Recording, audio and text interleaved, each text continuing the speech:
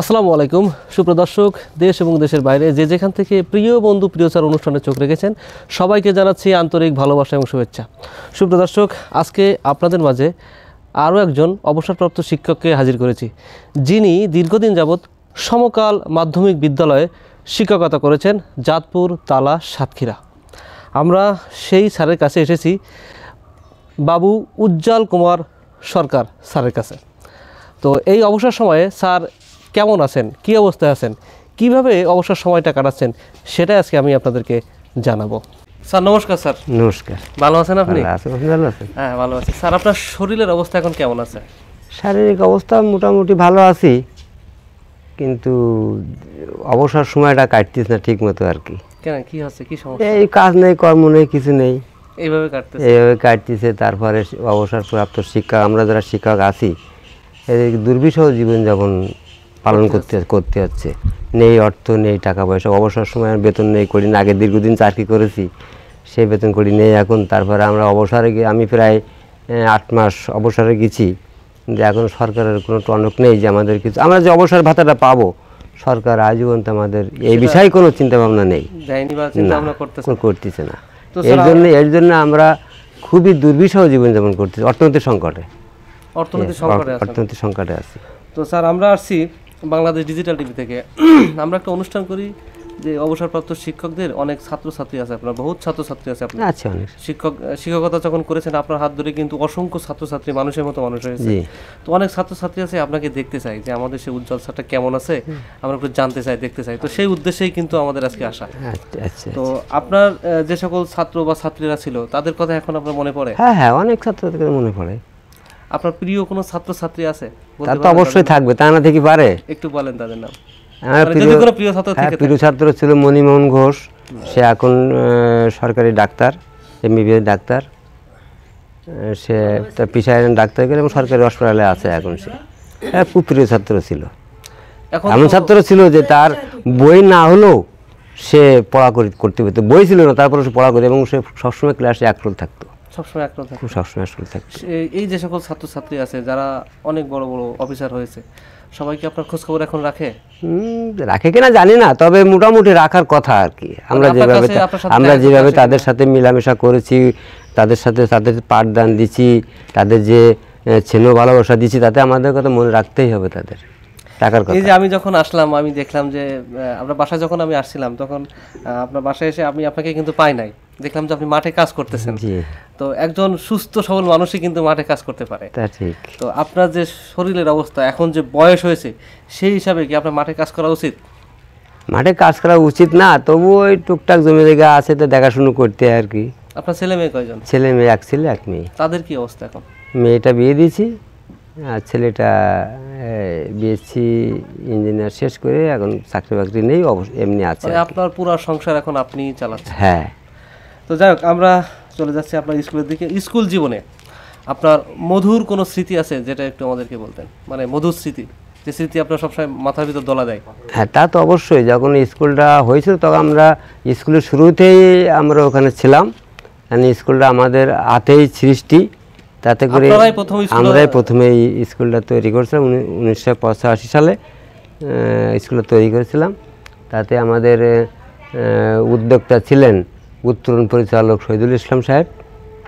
উনি আমাদের ডেকে টুকি নিয়ে উনি স্কুলটা করেছিলেন। উনি তো সদ্য মাস্টার্স ডিগ্রি শেষ করে বাড়িতে এসে আমাদের ডেকে নিয়ে স্কুল করতে হবে, তাই আজকে সমকাল স্কুল ওনার আড্ডেই সৃষ্টি, এবং ওই স্কুলে যত অবদান সবই ওনার। তা অতএব ওই স্কুলে যত স্মৃতি সবই আমার অন্তরের সাথে গাথা আর কি। অন্তরে গাথা। এই যে এত কষ্ট করে একটা প্রতিষ্ঠান গড়লেন, এখন তো অবসরে চলে আসছেন স্কুলটা ছেড়ে, তা মনটা কাঁদে না যে ওই স্কুলে আবারও যাই? অবশ্যই কাঁদে, কিন্তু তারপরেও যেহেতু ওখানে তো আমাদের আর যাওয়ার কোনো সুযোগ নাই, তবে যেহেতু আমার গ্রামের স্কুল, আমি এই গ্রামেই ছেলে, ওই আমাদের গ্রামের স্কুল, হ্যাঁ যাই, মাঝে মাঝে যাই।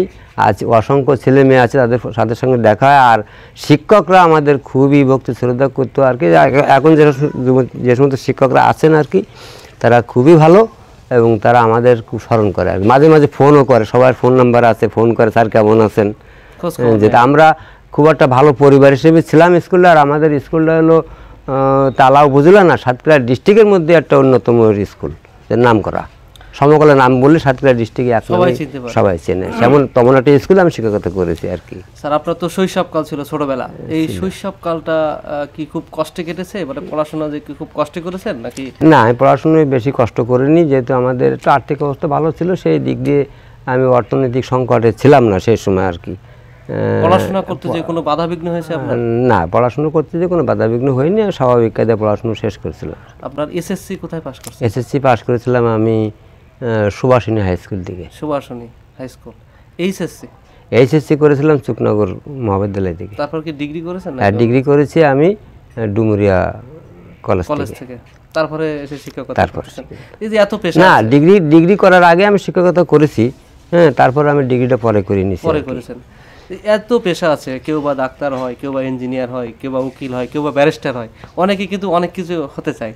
আপনি কেন এই শিক্ষক পেশাটা বেছে নিয়েছেন? যেহেতু আমাদের এখানে আমাদের গ্রামে তল্লাটে কোনো স্কুল ছিল না, তো ওই জন্য উত্তরণ পরিচালক শহীদুল ইসলাম সাহেব যখন স্কুলটা করলেন, তখন উনি আমাদের ডেকে উদ্বুদ্ধ করলেন যে শিক্ষকতা পেশাটা অত্যন্ত গুরুত্বপূর্ণ পেশা, তা তোমরা সবাই এখানে চলো স্কুল করে তোমরা এখানে শিক্ষকতা করো। ওই আমলে আমরা যারা ইন্টারমিডিয়েট লেভেলে ছিলাম বা ডিগ্রি লেভেলে ছিলাম অত্র অঞ্চলে সবার ওখানে চাকরি হয়েছিল। তো তখন হাতে গোনা দিয়ে একজন, এরকম প্রত্যেক ঘরে ঘরে তো শিক্ষিত ছেলে মেয়ে ছিল না, হাতে গোনা এই গ্রামে একজন ওই গ্রামে এরকম ছিল, ডেকে নি। তখন উনি আমাদের উদ্বুদ্ধ করেই আর কি, উনার অনুপ্রেরণায় আমরা ওখানে শিক্ষকতা করতে গিয়েছিলাম এবং করতে যেয়ে আমাদের খুবই ভালো লেগেছে আর কি। আপনার প্রিয় শিক্ষক কে ছিলেন? মানে আমার প্রিয় শিক্ষক ছিলেন কাশেম স্যার, উনি সুভাষিনী স্কুলের স্যার ছিলেন, উনি ভালো স্যার ছিলেন, ইংল্যান্ড, হ্যাঁ, খুবই ভালো স্যার ছিলেন উনি। এটাই আপনার প্রিয় স্যার ছিল সবথেকে স্যারকে বেশি ভালোবাসতাম আর কি, খুব ভালো লাগতো। যাক, এই যে এখন অবসরে আছেন, মোটামুটি এখন সময়টা কিভাবে কাটাচ্ছেন?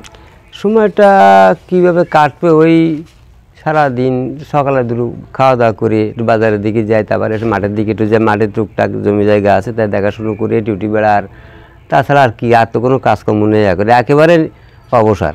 যে অবসর তো অবসরই। ছেলে এখনো তো বিয়ে দেন না? ছেলে বিয়ে দিইনি, তবে ছেলের এখনো কর্ম মানে লেখাপড়া শেষ করলো কেবল, চাকরি বাকরি হয়নি এখনো। অনেক কষ্ট হয়ে যাচ্ছে আপনার? তাও অনেক কষ্ট হচ্ছে, অর্থনৈতিক সংকটে আছে মোটামুটি।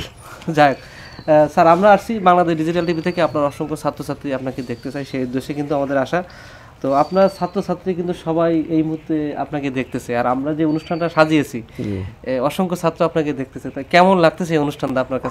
খুবই ভালো লাগছে, যেহেতু আমার এই যে বক্তব্য, আমার যে অনুপ্রেরণা, আমার যে জাগ্রতা ছিল আগে, এখনও আছে, এটা সারা দেশে আমার তো অসংখ্য ছেলে মেয়ে, যেহেতু আমি 38 বছর 4 মাস চাকরি করে অবসরে আসছি, তাহলে অসংখ্য ছেলে মেয়ে আমার একদিন পার হয়ে গেছে, তারা তো বিভিন্ন কোথায় কে কোথায় কোন জায়গা আছে তো জানারও কথা না, কিন্তু মেন কিছু ছাত্রছাত্রী থাকে, তাদের কথা তো মনেই পড়ে।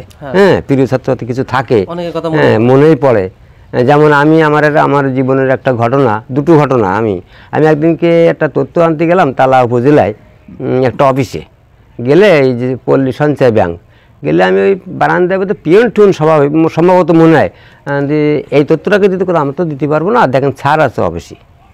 আর আমি অফিসের দিকে যাচ্ছি, তো ইন্ডিমেন্টে আমি ছেলেটা বেরিয়ে এসে আমাকে নমস্কার দিয়ে ভালো মতো জিজ্ঞেস করলো। আমি বললাম, বাবা আমি তো তোমাকে চিনতে পারলাম না। বলে, স্যার কেন, আমি তো সমকালীন ছাত্র ছিলাম। তখন আমার বুকটা একদম ভরে গেল, নিয়ে তার অবশ্যই নিয়ে বসাই চা নাস্তা দিল, দিয়ে আমি যে আমার যে তথ্যগুলো আনতে তথ্যগুলো নিয়ে, কত সুন্দর সম্মান, এ তো অর্থ দিয়েও কেনা যায় না। তারপর আমি একদিন বাজারে বসে আছি একটা দোকানে,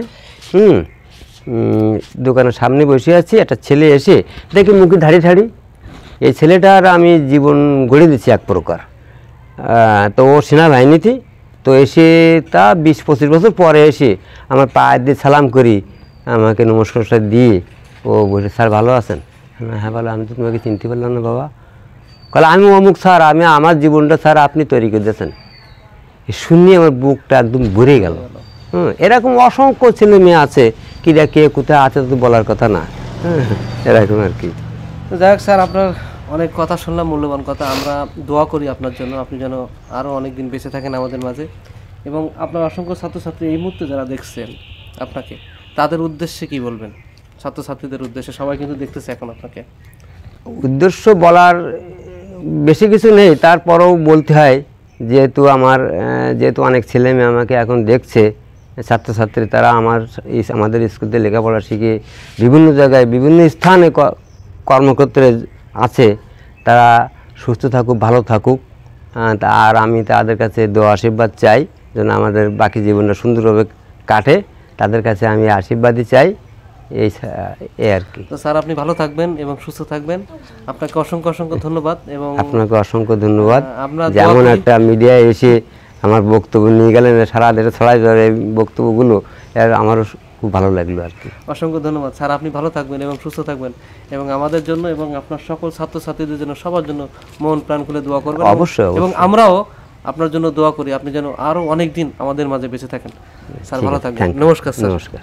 সুপ্রিয় দর্শক, আমরা কিন্তু এতক্ষণ আমাদের প্রিয় বন্ধু, প্রিয় স্যার বাবু উজ্জ্বল কুমার সরকার স্যারের কাছে ছিলাম। স্যারের সব কিছু আমরা জানলাম। আপনারা যারা ভিডিওটি দেখেছেন, আমি সবাইকে অসংখ্য অসংখ্য ধন্যবাদ জানাই। এবং আপনাদের উদ্দেশ্যে একটি কথা বলতে চাই, আপনারা কখনো স্যারকে ভুলে যাবেন না। স্যারের কথা সবসময় মনে রাখবেন, এবং দেশ বিদেশে বসে যারা ভিডিও দেখছেন, আপনাদের স্যারের সঙ্গে সবসময় যোগাযোগ রাখার চেষ্টা করবেন। কারণ স্যার এতদিন আপনাদেরকে পড়াশোনা করে মানুষের মতো মানুষ করেছে। আপনি একটা ফোনে বা একটা দেখাই স্যারের কিন্তু বেঁচে থাকার প্রেরণা আরও অনেক বেড়ে যায়। তো সুপ্রিয় দর্শক, আপনাদের যদি কোনো প্রিয় স্যার থেকে থাকে, অবশ্যই আমাদেরকে কমেন্ট বক্সে কমেন্ট করতে পারেন। আমরা আপনার প্রিয় স্যারকে এই বাংলাদেশ ডিজিটাল টিভির মাধ্যমে দেখাবো। তো এতক্ষণ আমাদের সাথে থাকার জন্য আপনাদেরকে অসংখ্য ধন্যবাদ।